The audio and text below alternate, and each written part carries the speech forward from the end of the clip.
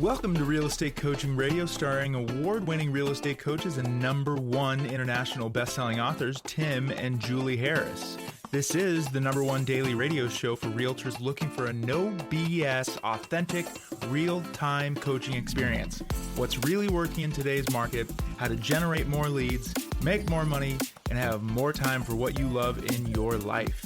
And now your hosts, Tim and Julie Harris. 3, 2, 1, and we are back. So this is day 2, and we're talking about how to avoid deal-killing home inspections. We really appreciate all the feedback we had from all of you yesterday and some of our advanced coaching, I think, and training, really, on how to go about making it so that you don't lose deals because of a home inspection. And today is day 2. That's right. So yesterday was points 1 through 6. We're starting on number 7 today. Yesterday, we talked to you a lot about how to have preemptive strikes so that you don't really have to deal with all this, but let's be real. There are some worst case scenarios. So what do you do when the deal just gets stuck? You know what you should tell them? The notes, as always. We tell you guys this every day because a lot of you listen to us when you're on walks and you're doing just different things and you're not taking notes. Well, no worries. For those of you who are wanting to follow along in the notes, the notes are down in the show description, or you want to go back and review the notes, they're in the show description. Whether you're on iTunes, Yahoo. Did I say Yahoo? What the hell is Yahoo? No. Spotify, all the YouTube, everywhere. It's all there. So just open up the show description and the notes are there. And also, if you want to, sometimes those different platforms, they'll edit our notes. In other words, they'll clip them so you don't get all the detail. If that's the case, just go over to timandjulieharris.com and just click on podcasts. And you can see literally all of our thousands of past podcasts, and the notes are all there for every show. And while you're there, of course, do seriously consider joining Premier Coaching. Premier Coaching allows you to get instant access to the first level of our award-winning coaching program. And yes, that does include a daily semi-private coaching call with a Harris certified coach. It costs you nothing to join. So just scroll down below and click the link, or just go to premiercoaching.com. All right, so worst case scenario, when your deal gets stuck, there's some ideas. We're going to really hash this out today. First of all, you could use some of your processing fee kitty to help pay for repairs. Can you talk about what that is? We do this a lot in Premier Coaching, so just a quick overview. Yeah, Julie's using, so basically what all of you should be doing, and brokers, you're probably already doing this, team leaders, the rest of you guys, pay attention. All right, so a processing fee is just as it sounds. It's a fee that you charge in addition to your commission. And by the way, it's legal. We knew, this was going to be 15 years ago, people that were charging $1,000 processing fee on any deals that were less than $150,000 at the time. That's right. It is legal. And if you look at a closing statement, mortgage charges it, title charges it, and many agents and brokers charge it. Well, what happens, I actually should mention this. So there was a guy named Marshall Redder who's no longer with us, unfortunately, but he was selling a lot of houses in the Detroit area. And what he would do is he would have a minimum amount of money that he would get paid on a sale, no matter what the sale price was. In addition to that, he would charge a processing fee. He was the one that was charging $1,000 processing fees. And some of the houses he was selling, listeners, believe it or not, were far less than $100,000. Really and he was still not only getting the seller to agree to it because the seller wanted the property sold, but he had usually dozens and dozens of listings. So if you're selling luxury homes, you can charge a processing fee and everywhere in between. Also worth noting, you can charge processing fees on buyer sides and seller sides. Mm-hmm. We give you guys the whole breakdown how to essentially disclose all that in a very easy way, frankly, to your buyers and your sellers in Premier Coaching. That's right, because oftentimes your buyer or seller will expect you to kick something in, and it's nice to have a little bit of money set aside from your processing fee to take care of that. And if you're getting asked to kick in, it's probably because you didn't listen to yesterday's show and have the house pre-inspected and have the repairs done. So if you have just sort of normalized the idea that you have to lose money because the fact that the toilet in the seller's master bedroom needs to be fixed, and somehow that's your problem, so you're going to pay for it. You're going to flush that money. Exactly. You're going to flush that money. Go back to yesterday's show and take seriously the idea of getting seller's coverage. That way you can lean into that and not have to dip into your own pocket. That's right. And we talked about having seller's coverage yesterday, but if you don't have seller's coverage, one way to help a home inspection get resolved is to buy a home warranty for the buyer if it's not included, or have your seller buy the home warranty for the buyer. A buyer's agent could do that for their buyer. Well, so let's describe that. And that's often less expensive than actually paying for a repair. Right. So we know many of you have never really asked for home warranties on behalf of your buyers. Well, you can. So let's say it's a very competitive real estate market, and let's say that, just all the things, and the buyer doesn't want to lose the house. There were some things that came up in the inspection that the buyer would like to have fixed. They know if they ask, the seller's going to say no. Sounds familiar, listeners? Well, what you can do instead is ask the seller to pay for a home warranty policy if they have not already. And if they won't, then, frankly, you'll maybe have the buyer agree to pay for it themselves. That way, when they close, the sort of, the 3 furnaces that all need to be replaced in the next 12 months are all going to be covered under the home warranty. You guys get it? Yes. So you mentioned like the furnace is the obvious thing to go to, but this solution, having somebody, buyer, seller, or you pay, or themselves pay for the home warranty.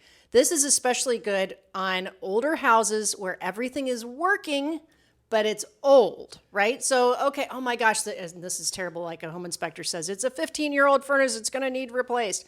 Well, maybe it's fully functional and has been serviced its whole life, and it's completely fine. Well, let's level off there, because you and I are playing home inspector, and that's thin ice. But it is. Let's just take a. You know different, what I'm saying, though. I do. But let's take a different perspective. Mm-hmm. First of all, 15-year-old furnaces can't really be fixed, basically, because they're one and done. Okay, but here's to Julie's point: older furnaces. But I imagine, like, when Julie and I were selling real estate, you go into some of these houses that were built like in the 1900s or the those octopus furnaces. And they had these crazy ass furnaces. You'd walk into these huge basements, and the basement was centered by this ridiculous looking thing that, like an octopus. If you've never seen one of these before, I can't even describe it. It was so crazy. I mean, to think that they're, and then, people used to have coal delivered and all this craziness. I mean, that aside, most of those furnaces have since been removed. But here's really where the bottom line comes in. New homes, and this is shocking for a lot of you, the stuff in homes, it just isn't designed to last anymore. Right. A roof is not going to, there's no such thing as, unless it's a metal roof, there's no such thing as a roof in any market that's going to last maybe more than 10 or 12 years. Yeah. There's no such thing as a refrigerator that lasts 20 years. A refrigerator, even a really, really high-end Sub-Zero refrigerator, those things are not going to last but maybe 10 or 15 years. All the things in the house. And then you get into the furnaces, the air. Oh, what happens if they have a pool? What if they have a hot tub? What about the pool heater? What about the pool equipment? What about the casita and all the other things, okay? None of that, all those things are going to be problematic after about maybe 8 to 10 years and needing replaced after about 12 to 15 years. Which means that you might walk into a house or listing appointment with a seller and they're saying like, what are you talking about? The house is new. Well, look, it's year 10. Everything in the house is 10 years old. And you know that most of the things, because we just told you, are going to have a life expectancy of maybe 10 to 12 years. Those things are going to come out in the home warranty. That's going to kill your deal when the buyer basically is freaked out by the home inspection. Those will come out during the home inspection. Yeah.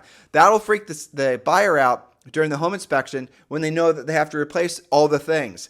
So that's the reason you always head that off the pass and get the seller to put a home warranty on it that's seller's coverage. Now, maybe the inspection happens. The seller gets this grocery list of things that need to be replaced. But you are the smart agent and you put a home warranty on that to protect the seller. The home warranty is now going to fix all that stuff.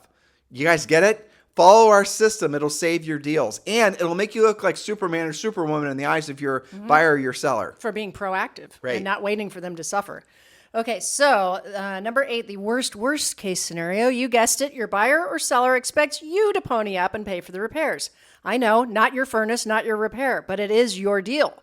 This is where you invoke the dreaded some money is better than no money scenario. Now, we did talk about using transaction fees to help with that. But if you don't have a backup offer and you're about to lose the deal, there's actually 4 different ways. There's more than this, but this is all we can do in a podcast. So I'm going to say if you're thinking about having to, chip in to get a deal to close because of something like this, it's because you didn't do what we just told you to do with regards to pre-inspecting the house and getting a home warranty on the property. 100%. And I'm also going to say this too. Never, ever talk percents when you're talking about, contributing money to a deal. Don't talk percents. Humans don't think in terms of percents. Mm-hmm. Like you might think, well, you're a listing agent. Let's say you had a 3% commission on it. And you just say, okay, I'll reduce the commission by a percent. That means nothing to the seller. But if you say, let's say it's $1 million house and a percent is $10,000 and you in the past have been willing to reduce your commission by a percent, so you lose $10,000. Instead, say, you know what, I appreciate that. I'll contribute $500 or I'll contribute $1,000. 99% of the time, they're going to be happy with that. You'll be shocked because they just want to feel like you're suffering some of the pain with them. They didn't necessarily have a percentage in their mind or even a dollar figure. Which is crazy because you didn't benefit from the appreciation on the house, but the logic. I know, but yeah, it but it is what it is. Right. It's to be expected. Okay, so that's, again, we're talking worst case scenario. They want you, and this is exactly what you were saying. But you can always say no too. I mean, if a buyer or a seller comes to you and asks you to contribute, we do give you lots of scripts, and your first is going to be obviously prevent it from happening in the first place by listening to yesterday's show.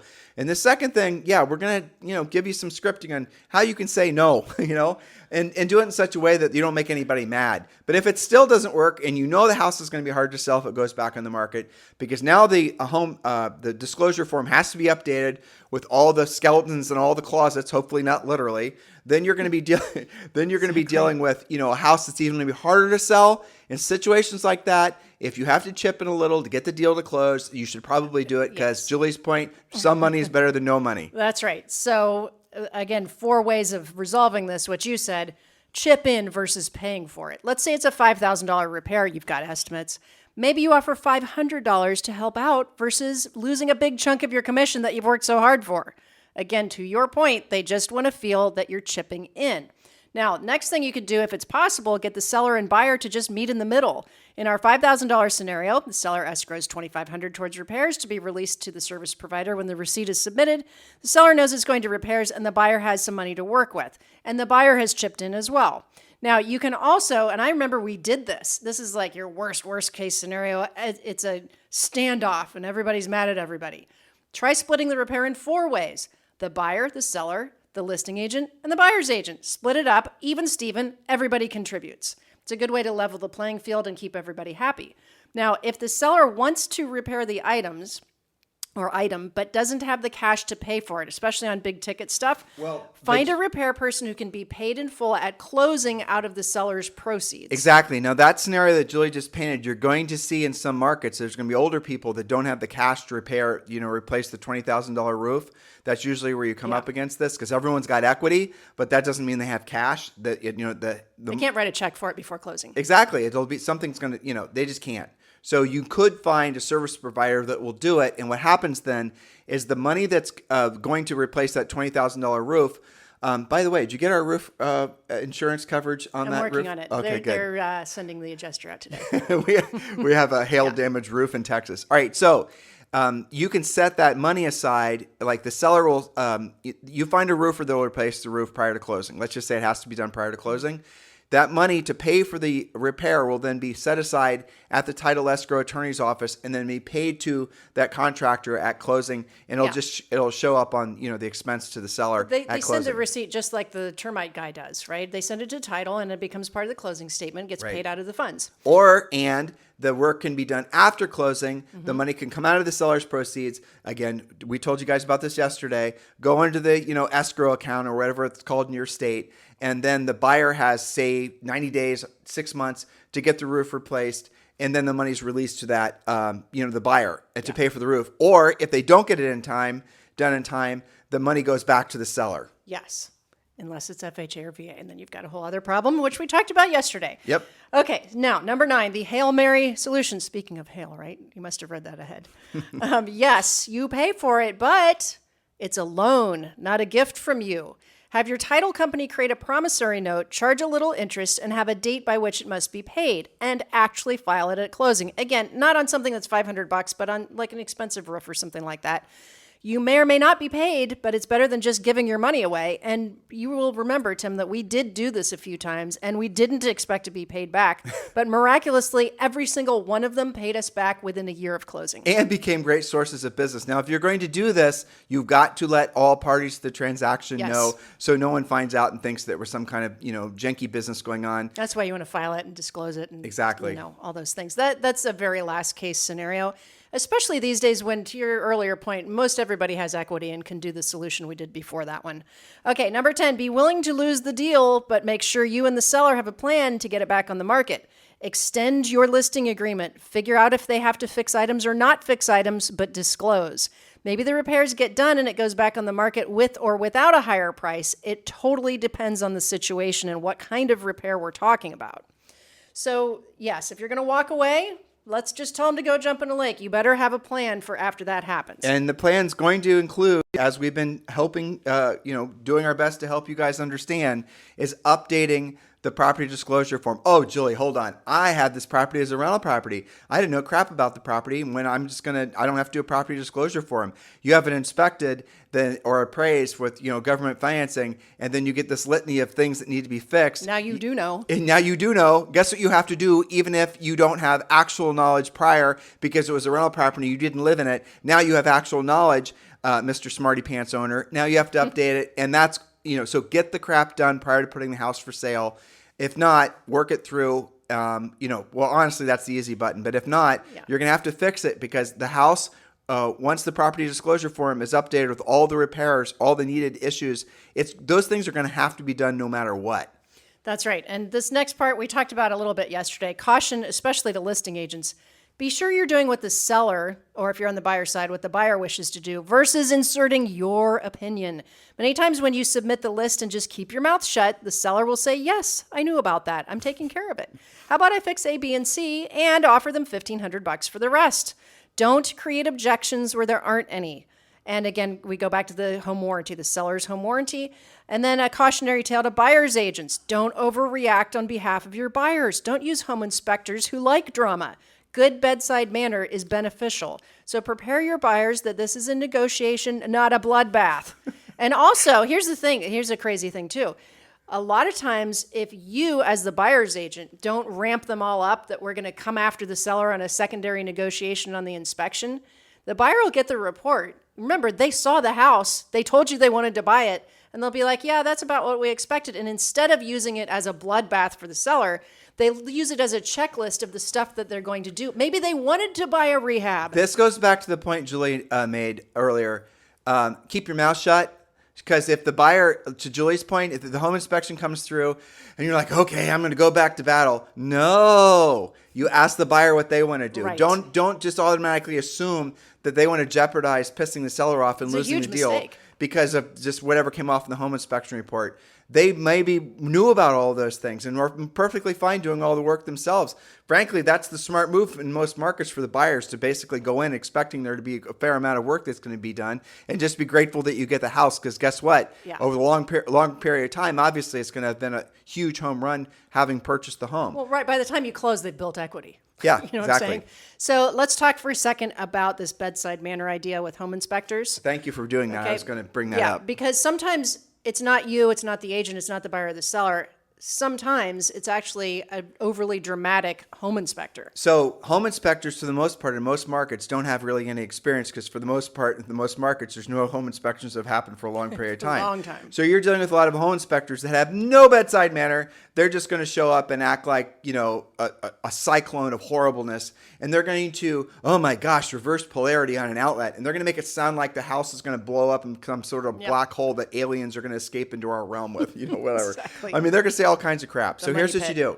You go to the best listing agent in your marketplace. Go to the MLS, find out who the best listing agent is based on the number of homes they sold. Call them up, or maybe their administrative assistants or maybe whoever, and ask them who the top 3 home inspectors that they use. Just ask them. Mm-hmm. Who are the best home inspectors in town? They'll have sorted them out by now. Totally. Now, a good home inspector is going to find all the things that a bad home inspector will find, maybe even more. But a good home inspector won't freak your buyer out and essentially cause them to make a mountain over a molehill. Mm-hmm. Don't assume that the buyer has any clue what these sort of scary sounding things on a home inspection actually mean in terms of dollars and cents. Well, that's right. One of our favorite home inspectors would certainly, we're not saying hire somebody that's not going to find something. That's not the point. To your point, they're going to find the same thing that anybody would. What he would do is say, here's what I found. Here's how much life it probably has left on it. Or he would say, maybe it just needs serviced, right? Maybe a minor repair. And then he would give a little bit of an estimate. This could range from $100 to $300. Metzger. Yes, he was great because he was very calm. He wouldn't say, oh my gosh, I can't believe you're buying a 50-year-old house. He would say, well, this is to be expected on a 50-year-old house. It's also worth mentioning, too, that you as a buyer's agent, or certainly on the listing side of things, should not be there when the home inspection is happening. Ideally, the buyer's not there during when the home inspection is happening either. Because again, you're going to have buyers that are going to start freaking out. So do consider having the home inspector going in there, doing their work. You don't show up. I'll tell you what amateurish agents are going to do. Home inspection is tomorrow, Wednesday. My buyer is going to show up. And half the family of the buyer is going to show up. The home inspector is going to show up. I'm going to show up for 3.5 hours. For 3.5 hours. So you're going to have this big troop of people that are around while the home inspector is checking the water temperatures and the burst polarity and checking the insulation and all the rest of it. Don't do that. No. Now, unless there are a few states where it's required, and most of Canada, they are required to show up. But know what your rules are, and if you're not required, don't do it. It's not your job. You're just going to create problems. You're going to open it up for objections, and you're going to subject yourself to putting opinions, and you're not the home inspector, that could make you liable for problems later. It's just a bad idea. That last part, you guys, if you ever want to take the time and ask yourself, the number one reason agents get sued, I'll tell you what it is. It's property management issues, especially with deposit accounts. But the number two is if you start getting into number 2, 3, and 4, and 5, it all has to do with agents that are stepping outside of the very tight rails of what the services you're supposed to be providing as a real estate agent. Again, read your agency form, read what your license says, and don't do anything other than those things, because if something goes awry down the road, they're going to bring up the fact that you were doing things that are outside of the purview of your license, and you will lose every single time. And I'll give you guys an example because this happened to one of our coaching clients. You're going to have a buyer, let's say you're on the listing side, file some complaint against you, and it's going to go to your division of real estate and all the rest of this thing. All the kangaroo courts are going to come out. So they're going to ask you for the agency forms, all the paperwork. They're going to check. You did everything perfectly. Everything was done. All the disclosures were done. They read everything. All the state forms were all checked. Everything was done perfectly. But then they're going to find the buyer's going to submit some back and forth, or something's going to happen where you are giving advice about something that you weren't supposed to be giving advice about. Yep. And you're essentially doing something out of the purview of what your actual license is. You lose. 100% of the time. All it takes is a copy of a text or an email where you were trying to make him feel better and said, oh, don't worry, you'll make up the value of it when you close, or what have you. There's many different iterations of that. So be very careful about that. But Julie, more specifically, when they start actually talking about the size of the studs and this should be 2x4, not 2x6, or the bow in the basement wall, which we dealt with constantly. Yeah. The bow in the basement wall, it's at so many degrees, and within a certain, don't do it. Don't do it. No conversations like that. Yeah, exactly. Now, I know that some of you are by nature very caregiving and want to take care of your clients, and I know that some of your clients are more nervous than others. So I wanted to address that before we wrap. If you feel like you would be going to an inspection for moral support, I appreciate your philosophy, but show up and meet the home inspector, open the door, give them a cup of Starbucks, hot chocolate, whatever, shake their hand, and tell them that you'll be getting the inspection at the end, and then leave. You can go there for moral support, shake their hand, make it a positive thing, give them encouragement, especially first-time buyers, that kind of thing, and then take off so that you're not stuck in that position to try to pretend that you know what the home inspector knows. Because why? What is Julie explaining to all of you? Because what we're trying to avoid you doing is essentially, Julie said caretaking. Remember she said that? So you're there, let's say with a first-time buyer. The home inspector's there. The first-time buyer is going to ask you for advice on home inspection things. You're now going to be having an inappropriate conversation with that buyer, and we already painted worst-case scenario for you earlier. You guys say get you're it? in good hands with Mr. Bob Metzger. He's a fantastic home inspector. You're in good hands. He's an expert. I will talk to you at the end of the day after the inspection, and you're done. Okay, now last thought here. What's the bottom line with all this? Don't give up. If the buyer still wants the house and the seller still has to sell it, your job is to find the solution to get them both to the closing table. So don't give up. And if you're a coaching client, bring it to your daily semi-private call, lay out the scenario for our Harris certified coaches, and they're going to help you figure it out. But almost always, all of the worst case scenario problems can be avoided if you listen to the notes from yesterday's show, or listen to yesterday's show and read the notes from yesterday's show. If you just follow those steps, you can avoid a lot of these things happening and avoid so much stress, not just for you, but frankly, primarily for your customers. Yeah. Right. That's the main thing. You want to know how you get a never-ending supply of centers of influence past client referral business? It's because you made what felt like really difficult situations not so difficult. You solve problems. This is not to talk about the commission sharing lawsuits, but I mean, this is the type of thing that no one ever talks about. That's right. An agent, all they did was, they did the same thing a consumer do, goes to Zillow, opens the door. There is so much time and effort that is required, and frankly, skill that's required. That's so much beyond what was disclosed in that whole commission sharing lawsuit that I hope, over time, it's actually disclosed that the buyer's agent's time is spent probably 10% with the actual finding of the house and opening the door. 90% hours, sometimes thousands of hours, unfortunately, are then spent on all these other things. So keep all that stuff in mind. In the meantime, you guys have a fantastic day. We'll talk with you on the show tomorrow. This podcast is a part of the C-Suite Radio Network. For more top business podcasts, visit c-suiteradio.com.